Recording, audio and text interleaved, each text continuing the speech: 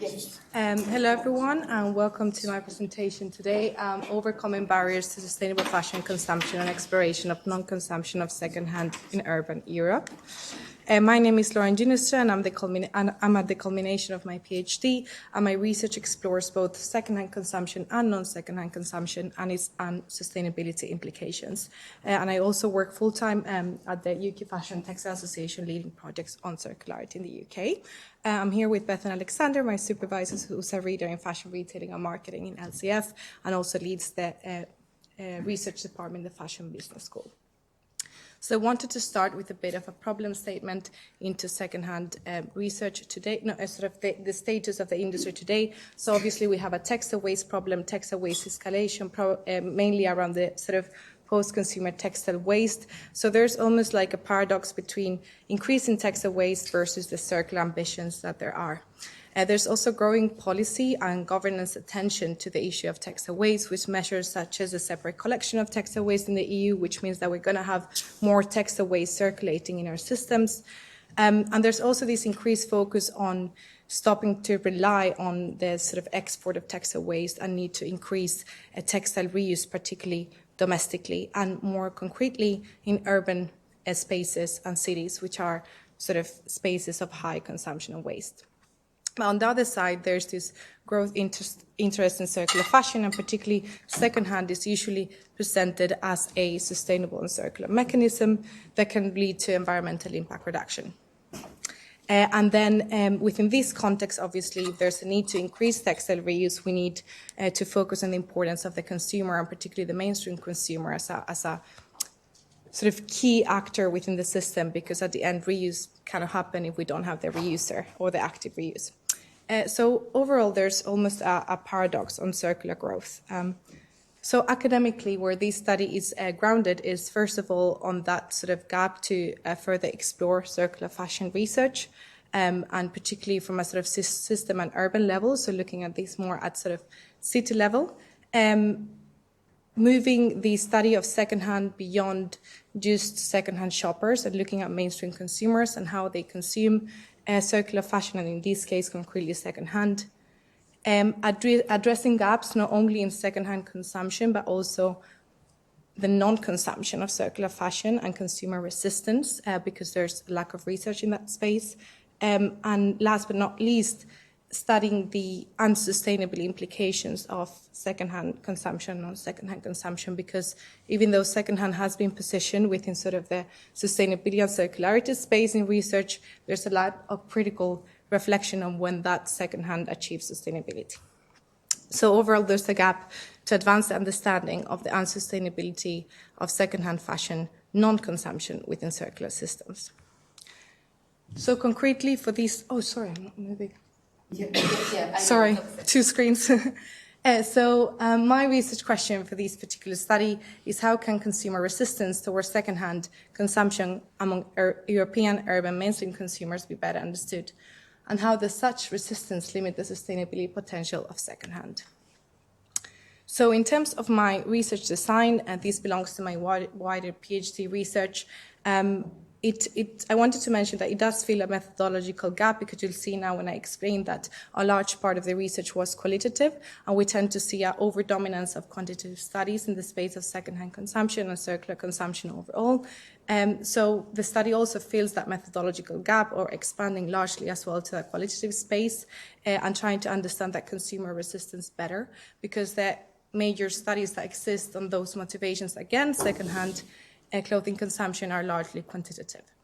So I conducted a sequential exploratory mixed methods design, and first I did a large-scale questionnaire with 598 mainstream consumers across 3 European countries, so the UK, Spain, and Sweden, which represent different country lenses and almost like a heterogeneous sample of European countries. And then I followed that up with a qualitative stage, which were 53 semi-structured interviews across the different countries, both face-to-face and online. Then that was triangulated and led to the results and contribution. So I wanted to now start to talk about part of the findings of my study, which are the ones that particularly I'm presenting today. And it's focusing on that sort of consumer resistance and non-secondhand consumption. So the first thing that was found when looking into mainstream consumers across the 3 countries was the proportion of secondhand consumers versus non-secondhand consumers in the 3 countries of study. So I wanted to just highlight at this point that how I made this differentiation is if they had consumed any secondhand clothing or accessories in the past 10 years, or if they hadn't. So if they had, they were secondhand consumers, and if they hadn't, they were not secondhand consumers. So what you can see here is that there's still a proportion of mainstream consumers in every country that has not bought at all secondhand clothing or accessories in the past 10 years, and this is particularly predominant in Spain. But what's more significant from a sort of sustainability perspective is that when deep diving into the frequency of purchase of secondhand, it was found that a large proportion of those consumers that claim to be secondhand consumers actually don't engage with secondhand frequently. So in the left, you can see that there's a large proportion of those secondhand consumers that said that they had consumed in the last 10 years that actually remain disengaged. So they purchase none or less than 5 secondhand clothing or accessories a year. And I know that these might be debated in terms of, okay, they might just be resistant consumers and anti-consumption consumers, but you'll see later on why this is. And then on the table to the right, you can see the large proportion of consumers in the 3 countries that actually remain either disengaged or non-secondhand consumers. So that's an average of like 70% mainstream consumers that remain non-secondhand or disengaged amongst the 3 European countries. And going back to my comment before, it'll be ideal, right, if these consumers were not engaged with secondhand because they were resistant towards consumption or had anti-consumption attitudes. But the reality is that all of these consumers in the first stage of the study, the only reason they portrayed towards not consuming secondhand was that they preferred the new. And in fact, they had no agreement across any country towards the fact that they had an anti-consumption or ethical attitude. So that's where we know that this is not because of consumer resistance or sort of ethical attitudes, it's because that overall preference for the new. And more interestingly, when they were asked about sort of sustainability overall and if sustainability matters to them when consuming fashion, 42% said that they don't care about sustainability. And what was most interesting within that is that this was particularly predominant among the younger generations of the 3 countries, which present a disconnect between what was found and sort of that promotion of the young conscious consumer in the literature.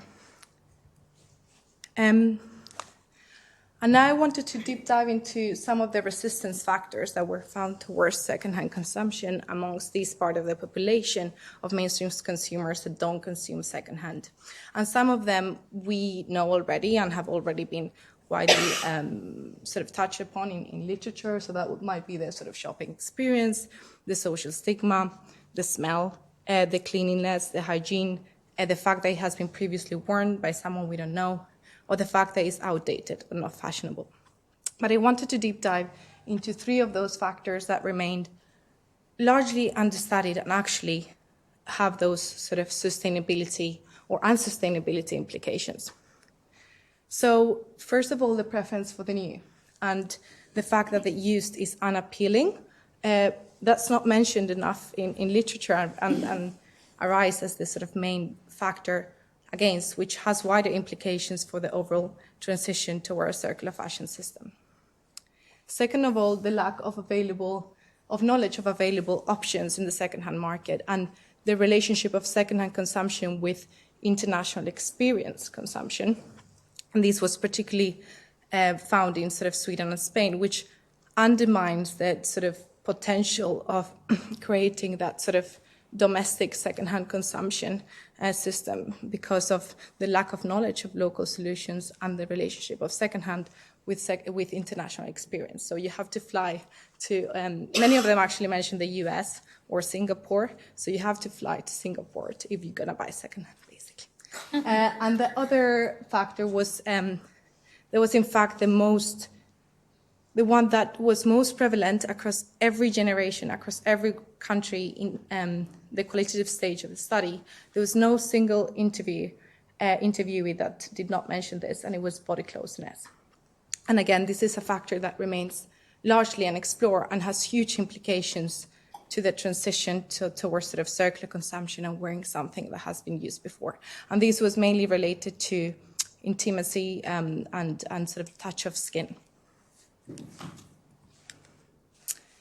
The study also deep dive into product type resistance, and I'm just putting here 2 of the products that I used in the study because it was the ones that consumers were most resistant towards.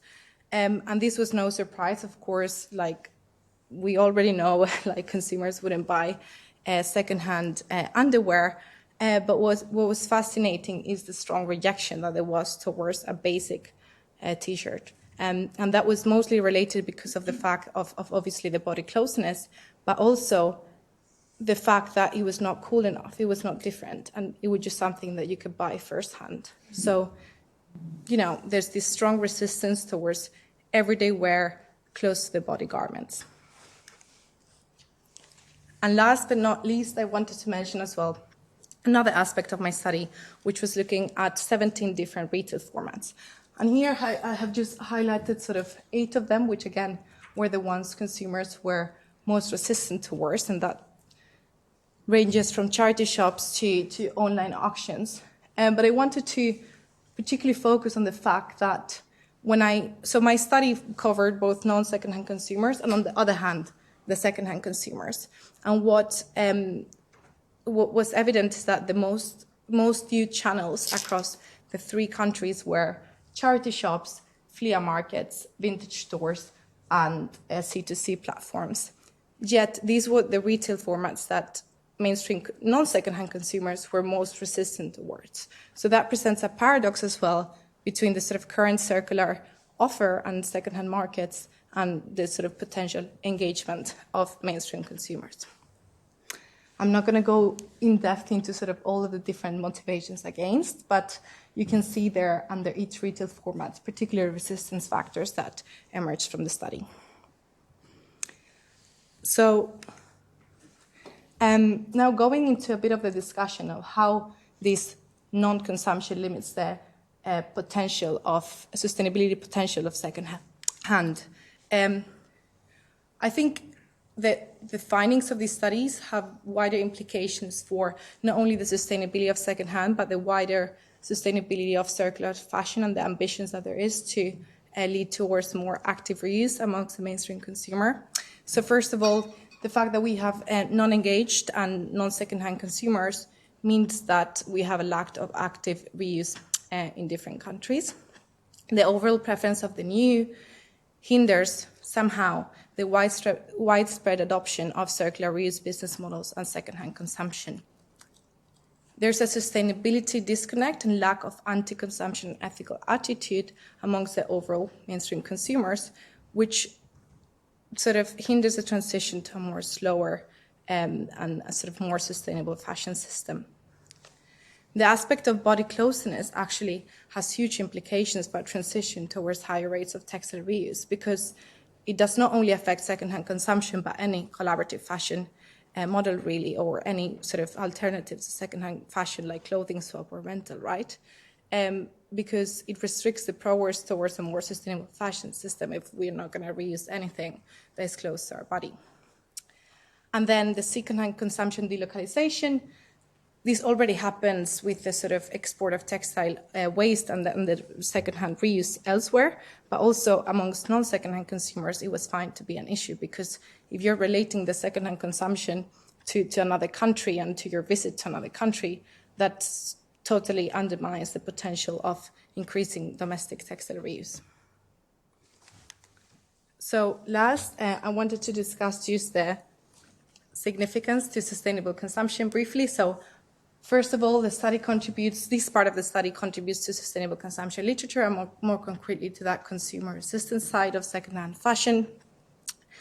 At a policy level, there is an urgent need to engage mainstream consumers and create demand-side interventions, because there's a lot happening now around infrastructure. But if we want increased textile reuse rates and textile recycling rates, we need to also create those demand-side interventions. And from an industry perspective, there's a significant opportunity to redesign and innovate, particularly around the retail, which was where the majority of negative factors were found. And I want to just end up with talking about sort of avenues for further research, and I think this really links to the previous presentation. This study does not promote sort of secondhand consumption as a sustainable consumption alternative as it is. It highlights the sort of necessity of exploring the status under which secondhand reaches sustainability, and in fact, in my doctoral thesis, I reflect a lot on that, and I've sort of tried to build a framework on when secondhand reaches sustainability.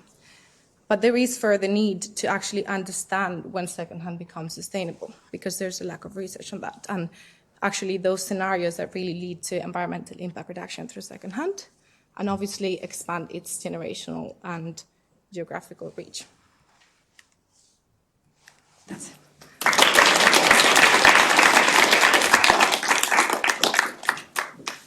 Thank you. So we have 5 minutes for our questions. Okay. Yeah. Super interesting. Thank you. I was curious if in the non-consumer sample, if you look at the revenue and the economic background of participants, who is not supporting secondhand across different cultural contexts?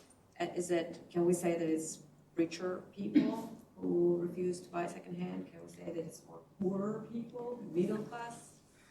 I don't think at this stage I could make any generalizations socio-demographics, because, I mean, at the end, 53, because on the quant side, where I had 600 consumers, I looked at socio-demographics. There was representation from everything.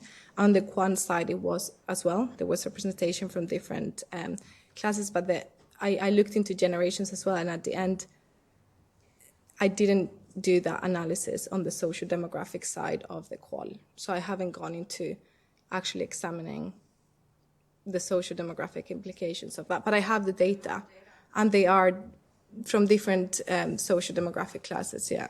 Because I heard two, very super quickly, on the one hand, the rich people would not buy secondhand because they're too cool for school. And Yeah. They wouldn't be bothered with this. Mm-hmm.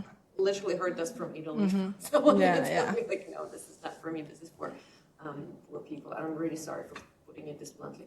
On the other hand, I heard from people who are in a more vulnerable, lower economic bracket of the revenue, saying, I do not want to buy secondhand. Because it will put me, yeah. It will put me, it is a stigma associated with it that it's an economic failure. That's definitely, and in the sort of social stigma side, it emerged across certain consumers that they wouldn't buy, but particularly from a retail format, and it was a charity shop and the flea market because of association with lower socioeconomic classes. So that there's a lot. And then also between sort of lower socioeconomic classes, it was mentioned, although I haven't sort of found it across all of them, and therefore I didn't put it as a theme, but definitely mentioned that they don't want to be associated with a certain type of consumer, or they're embarrassed even to go to a charity shop and be seen. So they might even do it sometimes on the back of, So there's a lot of that emerged, just not, I didn't sort of put it as a sort of theme. And for 2 more questions. Yeah, I'm sorry. Couple of questions. Are you only considering secondhand things that you purchase? What if you go to a swap or rent something or inherit something, or you're stealing something from your grandmother's closet? That's secondhand, but it's not. You're not. I don't know if you're including. Yeah, I mentioned that in my actual research is acquisition and is from the formal market. So I'm very specific because I actually think that these type of studies need to be done with every type of consumption model differently. So I focus on secondhand acquisition and the market, formal market, because there's also informal secondhand markets between friends and influencer markets, but I don't focus on that. Yeah. The other thing I had mentioned to Ori was that on secondhand platforms, there's often new with tags, so it's really not secondhand; it's new. Yeah. It could come from leftover inventory or things that we never sold or got returned. Yeah, so I think one of the findings of this study is the importance of looking at retail formats, because the consumption models the dynamics are so different. and one of the key things now that has to be investigated is secondhand online. Okay, we have to move on to the next presentation. I know you still have lots of questions, but I highly recommend that you come to the dinner and continue with your questions.